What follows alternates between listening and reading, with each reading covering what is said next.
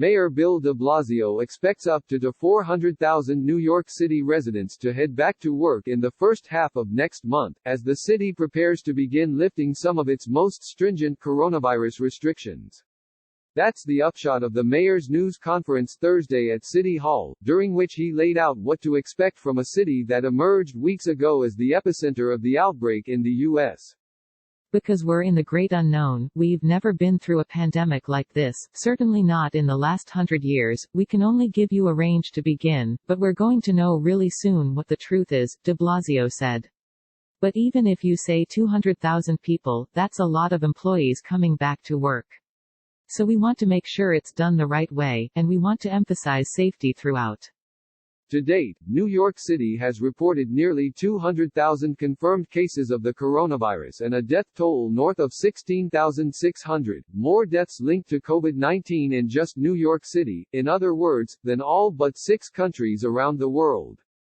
Even as regions throughout the rest of New York, including neighboring Long Island, which officials are treating separately from New York City in this instance, have begun the first phase of the state's reopening plan, the city of some 8 million people remains behind the starting gate, not having hit the necessary benchmarks to open. But de Blasio doesn't expect the city to need much more time to satisfy the criteria, such as reduced infection rates and ramped-up testing capacity. He told reporters Thursday that all indicators suggest it'll be announced in the first or second week in June. After that, 4 principal sectors of the city's economy will be able to return to work, de Blasio said: construction, manufacturing, wholesale and retail that to this point has been deemed non-essential. These include sellers of clothing, furniture and other items, provided that sales are done through pickup. These sectors, as you can imagine, tend to be the sectors where you need people in person. But on top of that, they were chosen because there are sectors where you can create a lot of physical separation, he said, noting that social distancing regulations will remain in effect. You can make sure that people are safe.